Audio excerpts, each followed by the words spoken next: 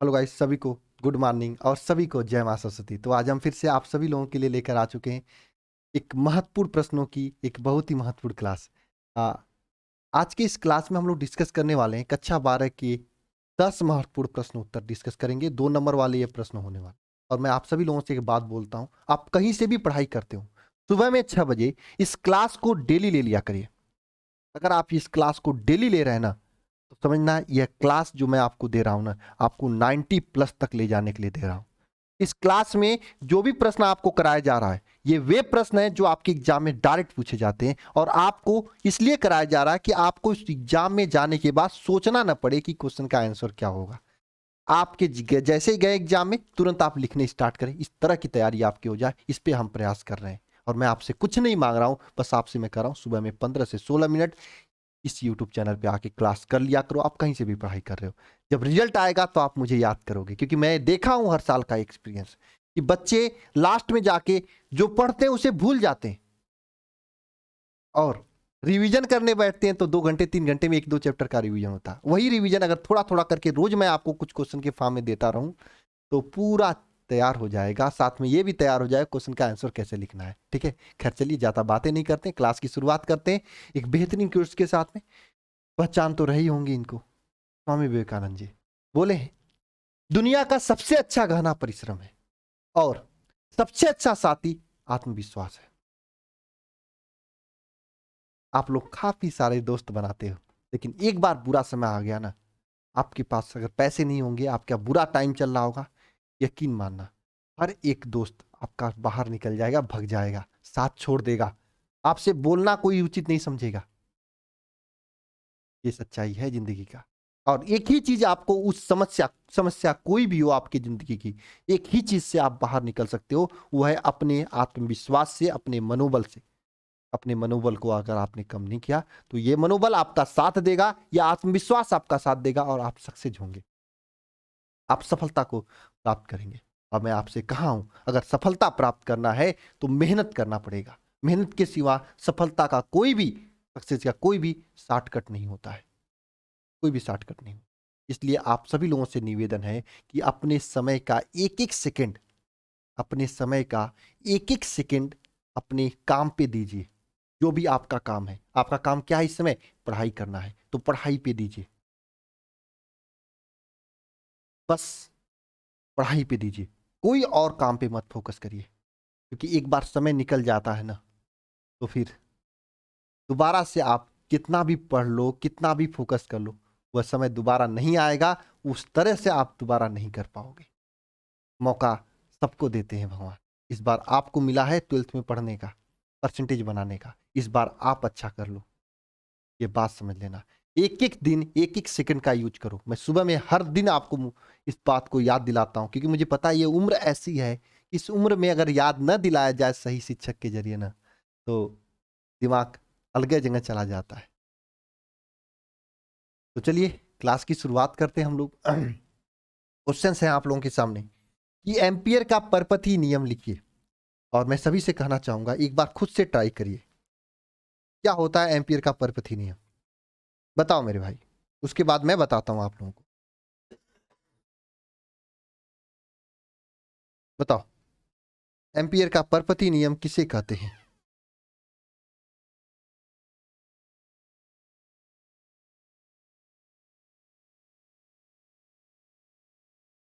देखिए, कोई बंद वक्र है, मैं बता रहा हूं भाई, देखना ध्यान से। देखो, अगर आपको आ रहा है तो अच्छी बात है, तो आप देख लो, एक बार रिवाइज हो जाएगा। ये कोई बंद वक्र है, इस बंद वक्र से, इस बंद वक्र के, ये जो बंद वक्र है, इस बंद वक्र के परितः चुंबकीय क्षेत्र का रेखी समाकलन क्या होता है? किसी चुंबकीय क्षेत्र का किसी बंद वक्र के लिए रेखी समाकलन जो होता है, रेखी समाकलन मतलब समाकलन बी डॉट डीएल, ये चुंबकीय क्षेत्र का रेखी समाकलन जो होता है, इस बंद वक्र में अगर कोई धारा आई बह रही है तो बहने वाली धारा आई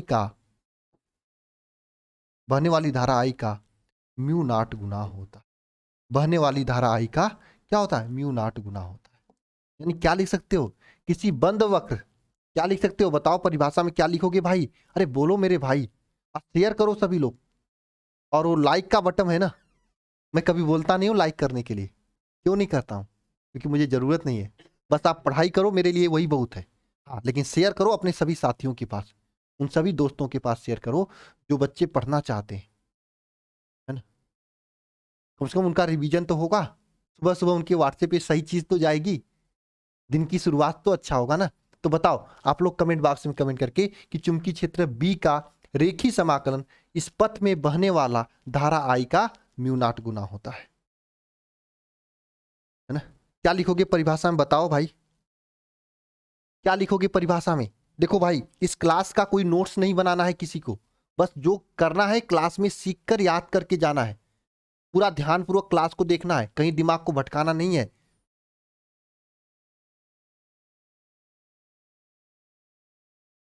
तो क्या लिखोगे, चुंबकीय क्षेत्र बी का, क्या लिखोगे स्टेटमेंट, लिखो चुंबकीय, मैं चाहूं तो टाइप करवा के लिया सकता हूं, क्षेत्र बी का किसी किसी बंद वक्र के परितः रेखीय समाकलन, किसी बंद वक्र के परितः रेखीय समाकलन जो होता है, पथ में बहने वाली धारा आई का क्या होता है, म्यू नॉट गुना होता है। 2 नंबर तैयार आपका, 2 नंबर तैयार। ऐसे ही पूछा जाता है परिभाषा, चुंबकीय क्षेत्र बी का किसी बंद वक्र के परितः रेखीय समाकलन बी डॉट डीएल पथ में बहने वाली कुल धारा का आई गुना होता, म्यू नॉट गुना होता है। ऐसे ही प्रश्न पूछा जाता है, और कोई तरीका नहीं है अच्छा नंबर लाने का, बस थोड़ा थोड़ा करके डेली पढ़ाई करो, आपका नंबर अच्छा आएगा मेरे भाई। लेकिन मेहनत रियली करना पड़ेगा, सुबह उठो, दौड़ो, और फिर पढ़ाई में लग जाया करो। क्योंकि भाई जो गंजी आप लोग पहनते हो ना संडो कंट वाली, और उसी गंजी को पहन के आपके पापा जाते हैं ना दूसरे खेतों में काम करने के लिए, अगर आपको एक एसी में रहना है, काम नहीं करना है, तो भाई प्लीज मेहनत करना पड़ेगा आपको, है ना। पढ़ाई की शुरुआत करो आपसे। चलो नेक्स्ट क्वेश्चन पे चलते हैं। बायो सेवर्ट का नियम लिखिए। देखो मैं थोड़ा थोड़ा वही बता रहा हूं जो आपके लिए जरूरी है। बायो सेवर्ट का नियम क्या होता है भाई, देखो बायो सेवर्ट के कारण कोई देखिए लंबा धारावाही चालक तार है, इसमें आई धारा प्रवाहित हो रही है, इस धारावाही चालक तार से थीटा कोण पर कोई पी बिंदु स्थित है, थीटा कोण पे कोई बी पी बिंदु स्थित है, थीटा कोण पे कोई क्या पी बिंदु स्थित है। इस पी बिंदु पर चुंबकीय क्षेत्र का मान क्या होगा, ये बायो सेवर्ट ने बताया था। अगर इसमें धारा आई प्रवाहित को हो रहा है, थीटा अंश पे कोई पी बिंदु स्थित है, और इस चालक तार की पूरी लंबाई यल है, लेकिन हम एक छोटी सी लंबाई लेते हैं डीएल। इस डीएल लंबाई के कारण इस पी बिंदु पे चुंबकीय क्षेत्र का मान क्या होगा, अगर आपको आ रहा है तो नीचे कमेंट बॉक्स में कमेंट कर दो। अरे करो, इससे याद होता है। गलत होगा तो यहाँ पे सही हो जाएगा, जब मैं बताऊंगा तो गलत होगा तो मैं बताऊंगा सही हो जाएगा। तो देखो उन्होंने क्या बताया था, बायो सेवर्ट के अनुसार क्या हुआ था। देखो मैं ज्यादा लिखूंगा नहीं, बस आपको बताऊंगा, आपको याद कराऊंगा। बायो सेवर्ट के अनुसार क्या होता है, बायो सेवर्ट के अनुसार चुंबकीय क्षेत्र बी का, चुंबकीय क्षेत्र बी डीबी का जो होता है, चुंबकीय क्षेत्र डीबी जो होता है ना, यह इस धारावाही चालक तार की जो लंबाई है, छोटी सी लंबाई डीएल, उसके अनुपाती होगा। मैं छोटी सी लंबाई को ले रहा हूं, बड़ी वाली लंबाई को नहीं ले रहा हूं मेरे भाई। हाँ, छोटी सी लंबाई जो डीएल है उसके अनुपाती होगा। नंबर एक बात। नंबर दूसरी बात, उन्होंने प्रयोगों द्वारा यह देखा था कि जो चुंबकीय क्षेत्र बी होता है डीबी, यह प्रोपोर्शनल होता है, यह प्रोपोर्शनल होता है इस चालक तार में बहने वाला धारा आई के, यानी जितना ज्यादा धारा बहेगा चुंबकीय क्षेत्र यहाँ पे ज्यादा उत्पन्न होगा। तीसरी बात, उन्होंने प्रयोगों द्वारा यह देखा था, यह प्रयोगों द्वारा देखा था उन्होंने, ऐसी बात नहीं कि उनके पास कोई मशीन था, उन्होंने प्रयोगों द्वारा देखा था कि चुंबकीय क्षेत्र डीबी जो होता है, यह जो कोण थीटा है, इसके साइन जाके साइन थीटा के अनुपाती होगा। तीसरी चीज उन्होंने देखा था कि इसके बीच की अगर दूरी, ये दूरी, इसके बीच की दूरी अगर आर है, तो जो चुंबकीय क्षेत्र बी का डीबी का मान है ना, यह उसके बीच की दूरी के वर्ग के व्युत्क्रमानुपाती के बराबर हुआ। ये 4 समीकरण बने हैं, इन चारों चीजों को एक साथ लिखोगे ना तो dv इज इक्वल टू निकल के आता है, इस प्रोपोर्शनल टू निकल के आएगा I dl sine theta upon r square, ये निकल जाएगा। और ये प्रोपोर्शनल का जो चिन्ह है भाई, इस प्रोपोर्शनल के चिन्ह को हम लोग हटाएंगे। हटाने के लिए म्यू नॉट अपान 4 पाई एक कांस्टेंट होता है, उसका यूज करते हैं। तो dv is equal to mu not upon 4 pi I dl sine theta upon r square, ये आपका बायोसेवर्ट का नियम हो जाएगा। आपसे एक प्रश्न है मेरी, अगर आपको आ रहा है तो जरूर नीचे कमेंट बॉक्स में कमेंट कर देना। इस सभी चीजों का स्टेटमेंट लिख देना कमेंट बॉक्स में। मैंने बस समझा दिया आपको, स्टेटमेंट लिखेंगे वीडियो लंबा होगा, और आपको समझ में आ गया तो आप खुद लिखोगे। एग्जाम में आपको खुद से लिखना है, इस बात को समझना भाई मेरे, है ना मेरे सभी भाई। एग्जाम में आपको खुद से लिखना है ना बन, तो आप अभी से लिखोगे तो आइडिया लगेगा आपको। ठीक है, चलो आगे चलते हैं। और हाँ, इसका सदिश रूप भी आपको कमेंट बॉक्स में कमेंट करना, ये होमवर्क है, आप लोग लिखते चलना, डायरेक्ट कमेंट बॉक्स में कमेंट करते हुए लिखोगे तो याद रहेगा, है ना। चलो नेक्स्ट क्वेश्चन पे चलते हैं हम लोग। धारा मापी को वोल्ट मीटर में कैसे बदलते हैं बताओ। एक छोटी सी बात है, मैंने आपको बताया था, देखो धारा मापी को वोल्ट मीटर में बदलने के लिए श्रेणी क्रम में क्या लगाते हैं, उच्च प्रतिरोध जोड़ते हैं। धारा मापी के श्रेणी क्रम में, है ना, श्रेणी क्रम में उच्च प्रतिरोध जोड़कर धारा मापी को वोल्ट मीटर में परिवर्तित करते हैं। आप इस बात को लिख सकते हैं, श्रेणी क्रम में, श्रेणी क्रम में उच्च प्रतिरोध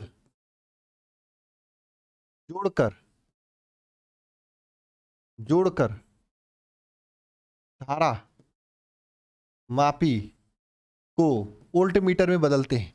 ये पूछा गया क्वेश्चन है, वोल्ट मीटर में, भूल गए थे ना, में बदलते हैं।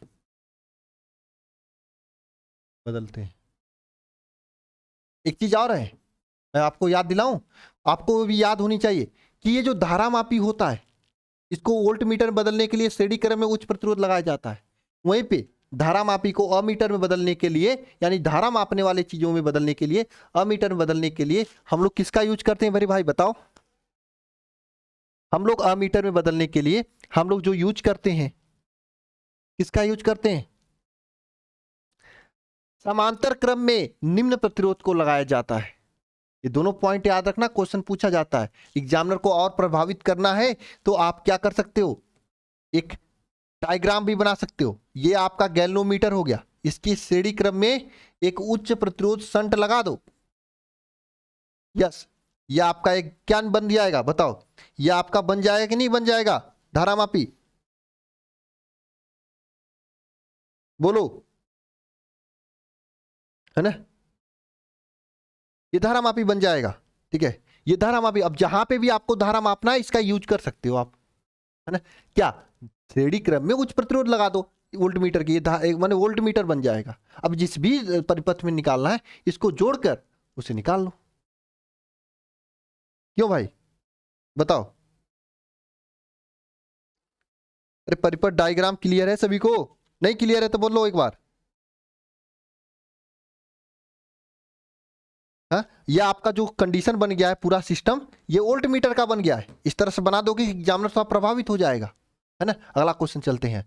दो समांतर धारावाही चालक तार है, दो समांतर धारावाही चालक तार है, उसके प्रति एकांक लंबाई पे लगने वाले बल का व्यंजक लिखना है। हालांकि देखो दो समांतर धारावाही चालक तार है, मैं इसमें दो क्वेश्चन आपको मैं होमवर्क दूंगा और आपको बताना पड़ेगा। देखिए दो क्वेश्चन होमवर्क है, स्थिति नंबर 1, स्थिति नंबर 2। स्थिति नंबर 1, स्थिति नंबर 2, ठीक है। चलो, स्थिति नंबर 1, फिगर नंबर 1 और फिगर नंबर 2, ये दो समांतर धारावाही चालक तार है। आपको ये पता है समांतर धारावाही चालक तार में धारा प्रवाहित करने पे उसके बीच एक बल कार्य करता है। बल का फार्मूला हमसे क्वेश्चन में पूछा, इसलिए मैं लिख दे रहा हूं। बल का formula F upon L is equal to क्या होता है बताओ, म्यू नॉट अपान 4 पाई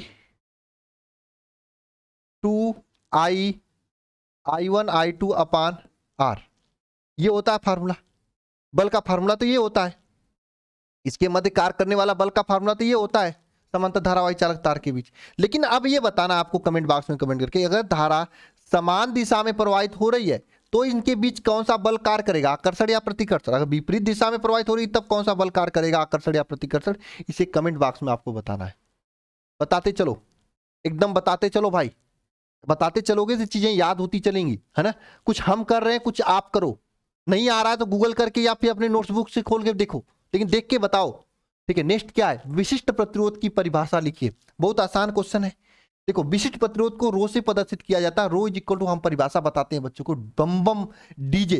भाई डीजे डीजे डीजे आप लोग बजाते हो डीजे, लेकिन हम लोग याद करेंगे डीजे नहीं, ईजे।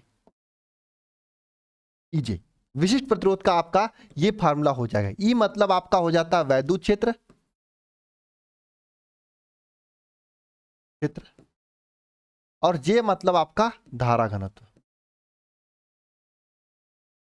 ये आपका वैद्युत क्षेत्र का परिभाषा आप लिख सकते हो। किसी भी चालक तार के वैद्युत क्षेत्र तथा धारा घनत्व के अनुपात को क्या कहते हैं, विशिष्ट प्रतिरोध कहते हैं। ये परिभाषा आप लिख सकते हो, एक तो ये परिभाषा लिख सकते हो, और इसका एक फार्मूला भी प्रूफ होता है। आपको पता है E इज इक्वल टू क्या होता है, बी अपान एल, मैंने आपको लिखवाया था।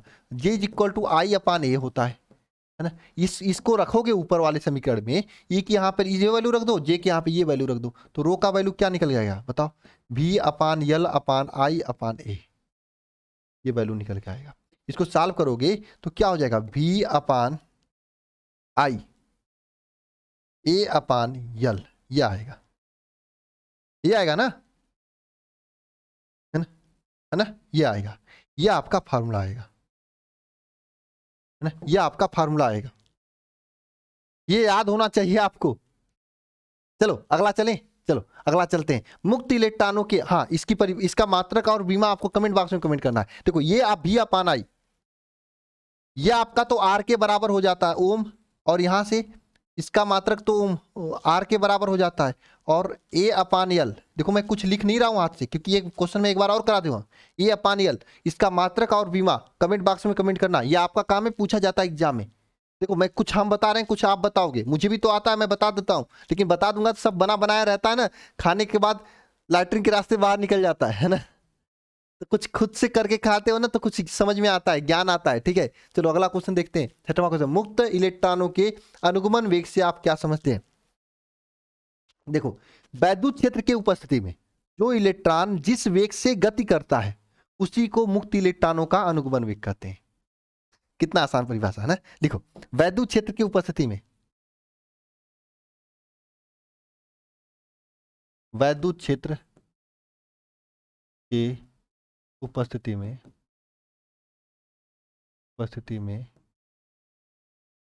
किसी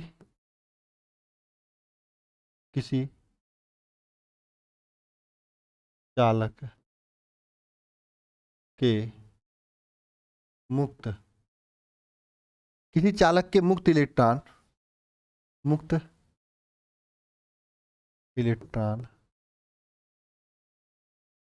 जिस वेग से गति करते हैं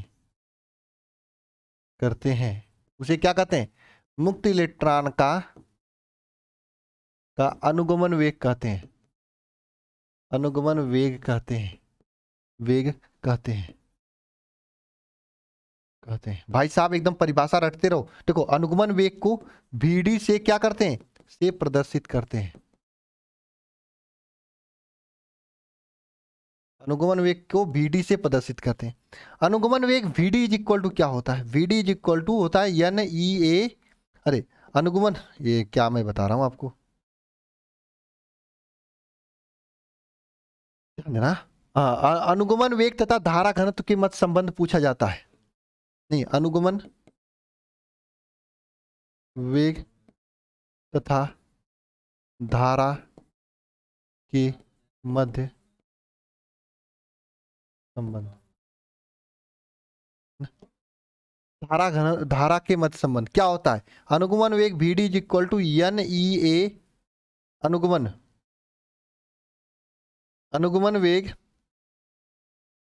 धारा I इज इक्वल टू क्या होता है, NEA VD होता है। ये धारा I is equal to NEA VD, ये आपका अनुगमन वेग तथा धारा के मध्य संबंध होता है। ठीक है, ये आपको पता होना चाहिए। धारा घनत्व तो किसे कहते हैं? प्रति एकांक क्षेत्रफल से गुजरने वाला धारा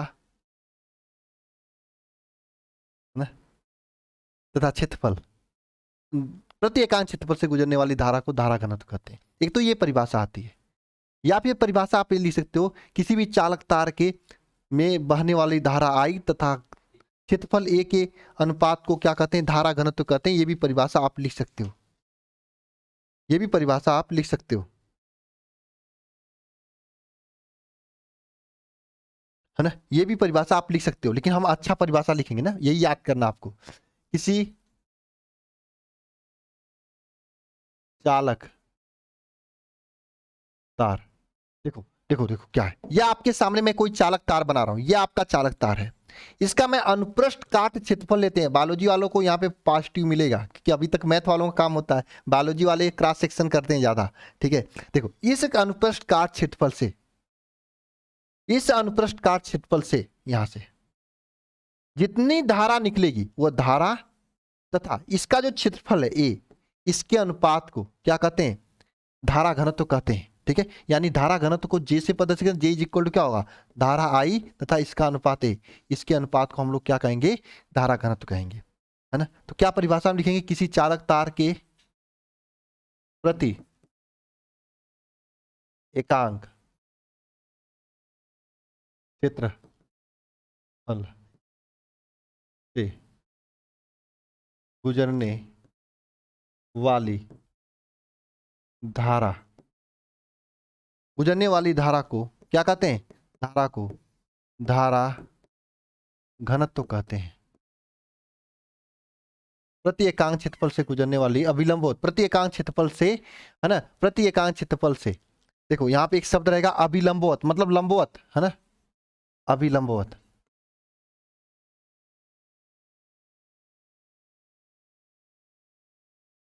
अभिलंबवत गुजरने वाली धारा को क्या कहते हैं? धारा घनत्व कहते हैं। इसे जो है, इसे जे से क्या करते हैं? प्रदर्शित करते हैं,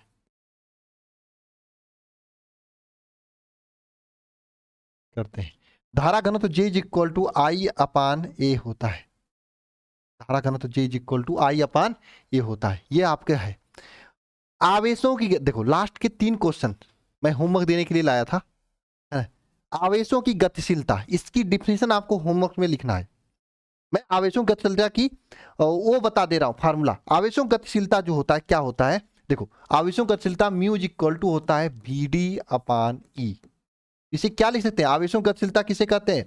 किसी चालक तार के अनुगमन वेग तथा वैद्युत क्षेत्र के अनुपात को आवेशों की गतिशीलता कहते हैं। किसी चालक तार के अनुगमन वेग तथा वैद्युत क्षेत्र के अनुपात को क्या कहते हैं? है ना, आवेशों की गतिशीलता कहते हैं। इसे म्यू से प्रदर्शित करते हैं, ये लिख सकते हो। या फिर आप लिख सकते हो किसी आवेश वाहक के अनुगमन वेग तथा आरोपित वैद्युत क्षेत्र के अनुपात को क्या कहते हैं? गतिशीलता कहते हैं। इसको म्यू से प्रदर्शित करते हैं, mu equal to V D upon E, ऐसा लिख सकते हो। एक तो ये हो जाएगा परिभाषा ना इसका। अब इसका आपको 2 चीजें लिखनी, इसका मात्रक लिखना है कमेंट बॉक्स में। कितना सर होमवर्क दे रहे हो यार, ये काम ही करवाने के लिए। देखो भाई, किसी भी बच्चा का परसेंटेज लाना है तो उसको काम करवाना होगा। जितना आप काम करोगे, जितना आप पढ़ोगे, जितना आप मेहनत करोगे, वो आपका ही परसेंटेज बढ़ाएगा। हम करके देंगे तो आपको आएगा। तो देखो मैं एक एग्जांपल ले रहा हूं, बहुत ही खतरनाक एग्जांपल है, समझना। क्रिकेट आप सभी लोग देखते हो, यहाँ कैसे शॉट ले रहे हैं विराट कोहली, किस तरीके से मार रहे हैं। क्या आपको उस पिच पे वही बॉल दे दिया जाएगा, आप खेल पाओगे? नहीं ना। समझ में तो आता है पूरा कि कैसे दाएं हाथ के बाएं मारा के लांग कैसे क्या किए, ये तो समझ में आता, लेकिन कर नहीं पाओगे। क्यों? क्योंकि उन्होंने प्रैक्टिस किया है, आपने प्रैक्टिस नहीं किया है। मैं आपको वही प्रैक्टिस करवा रहा हूं इस क्लास के जरिए। पढ़ाई तो आपने कर रखा है, ये सब चीजें बहुत अच्छा से पढ़ा है, प्रैक्टिस नहीं किया आपने, और नहीं कर पाते हो आप लोग, क्योंकि आप भाई नहीं जानते हो ना, छोटे हो ना, अभी बच्चे हो आप लोग, है ना। अरे सर क्यों बच्चे कर, मैं तो बाप बन जाऊंगा किसी लड़की, मतलब मौका मिलेगा तो मैं बाप भी बन जाऊंगा, कहोगे ना, मार खाओगे तुम लोग। चलो आगे चलते हैं हम लोग, ठीक है। नेक्स्ट क्वेश्चन देखो, वैद्युत चुंबकीय प्रेरण को लेंज का नियम लिखिए। ये भी आपको होमवर्क है, इंपॉर्टेंट क्वेश्चन है ये, तो पूरा पूरा होमवर्क है, और ये भी आपका पूरा पूरा होमवर्क है। 2 क्वेश्चन पूरा पूरा होमवर्क और कुछ आधा आधा होमवर्क है। जितना सभी लोग होमवर्क को करोगे, जितना लिखोगे, उतना आपकी तैयारी पक्की होगी, उतना बढ़िया होगा। इस बात को समझना। और अंतिम में जाते जाते आप सभी लोगों को बता दूं, शिखर 2.0 बैच अगर आप अभी तक नहीं ज्वाइन किए हो तो ज्वाइन कर लो। इस समय डिस्काउंट है। इस समय के बच्चों के लिए काफी अच्छा मौका है कि अभी से ज्वाइन करके तैयारी को बेहतरीन कर सकते हैं, है ना। और लास्ट टाइम है, जो उन्होंने ज्वाइन किया वो छोड़ के जा सकते हैं। क्या क्या चीजें कैसे कैसे पढ़ाई जाएगी मैं कई बार बता चुका हूँ कई सारे वीडियोज में, आप देख लो। अगर आपकी अच्छा रहे तो आप ज्वाइन करके अपनी तैयारी को बेहतरीन कर सकते हैं और अच्छा कर सकते हैं और बढ़िया पढ़ सकते हैं, मेहनत और अच्छा कर सकते हैं। ठीक है, तो चलिए आज के इस लेक्चर में बस इतना ही। मिलते हैं नेक्स्ट लेक्चर में। सभी को जय मां सरस्वती। ठीक है, मेहनत करिएगा सभी लोग। जिनको भी ज्वाइन करना है इस समय डिस्काउंट पे बैच मात्र 1299 में पूरी साल की तैयारी 2 बैचेज आपको मिल जा रही हैं, शिखर 1 और शिखर 2। तो आपको पास अच्छा मौका, आप ज्वाइन होकर इस समय अपनी तैयारी को बेहतरीन कर सकते हैं। ठीक है, तो चलिए मिलते हैं नेक्स्ट क्लास में। सभी को जय मां सरस्वती।